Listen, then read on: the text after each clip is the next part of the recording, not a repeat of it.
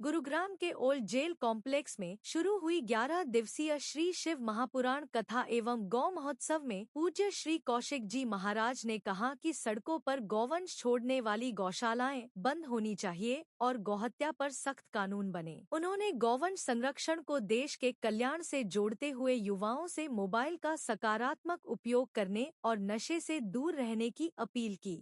लेकिन सरकार उसको कोई ध्यान ही नहीं दे रही है। मैं तो सरकार को ये कह रहा हूँ कि एक बार बिल्कुल इसको देखिएगा, थैले में गौशाला है और सरकार का खूब पैसा जा रहा है, तो ऐसी जो गौशाला है उनका पैसा बंद किया जावे।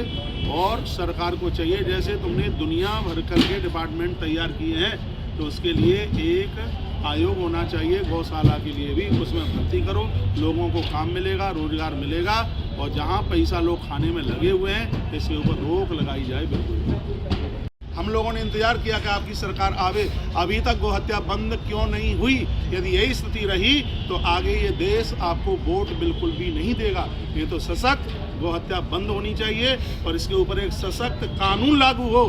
अब लोग मूर्ख नहीं बनेंगे बिल्कुल भी, लोग बहुत समझदार हो गए हैं और लोगों ने बहुत इंतजार किया, लोग ने बहुत प्रतीक्षा की है। मैं सिर्फ हरियाणा के ही लिए नहीं, मैं पूरे देश के लिए बोल रहा हूँ। जैसे राम मंदिर बन करके तैयार हुआ, इतना ज़बरदस्त कानून बने कि गौ माता के ऊपर उंगली उठाने वाले की खैर न हो। बिल्कुल ये मैं आपके चैनल के माध्यम से अपनी बात बहुत ऊपर तक पहुँचाने में मैं लगा।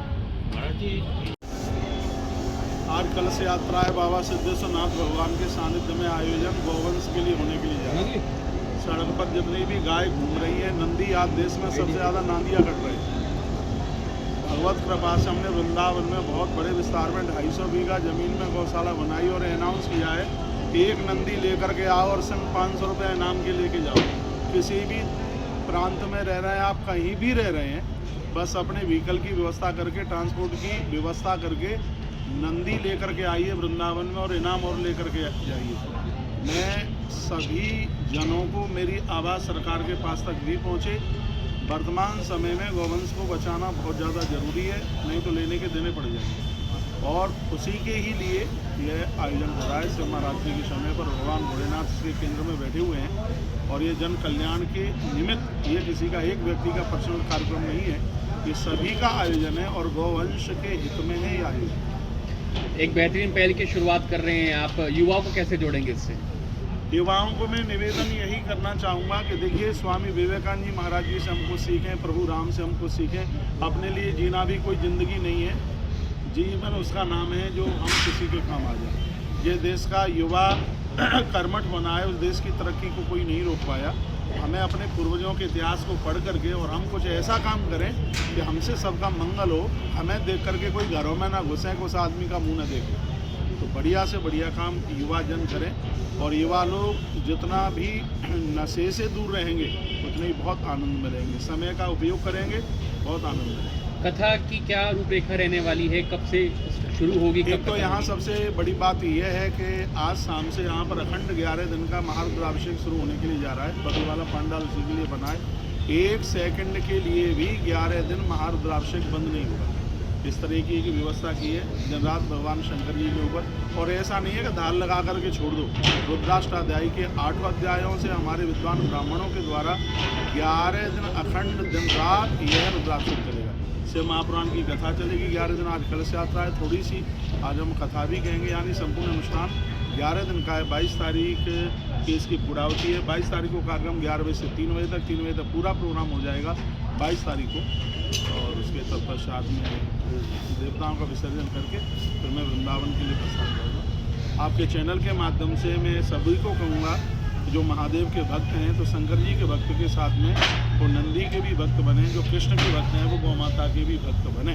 और यही संदेश देने के लिए मैं गुड़गांव में दूसरी बार आया। इससे पहले भी मैं 2-3 साल पहले आया हूँ, उसके बाद में अब ये है मेरा दूसरी बार आना।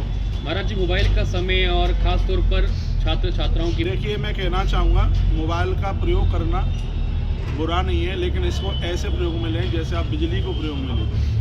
बिजली के भी वायर को आप बिना उसके ऊपर रबड़ चढ़ी हुई यदि उसको आप यूज करेंगे, बिजली को यूज करने के लिए जितना दिमाग की ज़रूरत है, मोबाइल को भी यूज करने के लिए दिमाग की आवश्यकता है। इस पर ज़्यादा चिपटे रहोगे तो हमारे लिए बहुत खतरा बन जाएगा। गीले बालों से इसको यूज ना करें और रात्रि को कम से कम 3 फीट दूर इसको अपने आप से दूर रखें। और इसका उपयोग मुझे तो लगता है कि 24 घंटे में 1 घंटे से ज़्यादा इसका उपयोग नहीं होता। महाराज जी आपने शादी के लिए आप क्या पूछना चाह रहे हैं, उसका मैं जवाब दूँ। तो देश में ऊपर चल रही है चीज़ें किसी के विरोध में तो सरकार के पक्ष शंकराचार्य जी कोई सरकार के विपक्ष में नहीं है, वो भी कानून मानने वाले ही लोग हैं, ऐसी बात नहीं है। साधुओं ने तो हमेशा से देश के कानून को, राष्ट्र के कानून को माना है। अब आप प्रयाग की बात करें तो वहाँ पुलिस ने अपना काम किया, शंकराचार्य जी की तो कोई कमी नहीं थी, लेकिन उनके जो लोग थे, मैं तो वहाँ था प्रत्यक्ष रूप में। अब हम बैरियल उठाएं तो ये ठीक तो नहीं है। तो वहाँ इतनी बड़ी पब्लिक चल करके आई है तो पुलिस को भी अपनी व्यवस्था देखनी पड़ेगी। हाँ, पुलिस की ये कमी रही है कि उन्होंने चोटी पकड़ी, धक्का मुक्की की, ये बिल्कुल भी ठीक नहीं था। और शंकराचार्य जी की यह कमी थी कि मुख्यमंत्री को औरंगजेब कहना और ये तमाम बातें, ऐसे शब्द बोलना, ये उनके लिए भी महापुरुष के मुख से शोभा नहीं था। देखिए, जो गाय को बचाने वाले जेल में हैं, मैं इसी के लिए ही तो मैं बोलता हुआ आ रहा हूँ। तुम गौ रक्षकों को भक्षक कहने में लगे, उनके ऊपर डंडे उठा रहे हो, हमने भी बड़े कष्ट झेले हैं। तो इसी के लिए ही तो हम आवाज़ अपने ऊपर तक पहुँचा रहे हैं कि ऐसा क्यों हो रहा है। और देश की ग्रोथ गौ मांस बेच करके होती है, तो ऐसी ग्रोथ हमारे देश को बिल्कुल नहीं चाहिए। यदि गाय मार करके सड़क पक्की हो तो नहीं चाहिए।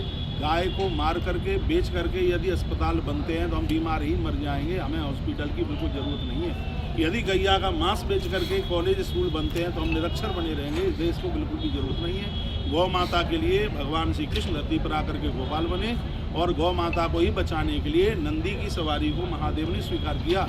यह इनसे हमें समझ लेना चाहिए। गोरखनाथ जी को 16 साल तक गौ माता ने ही जिंदा रखा।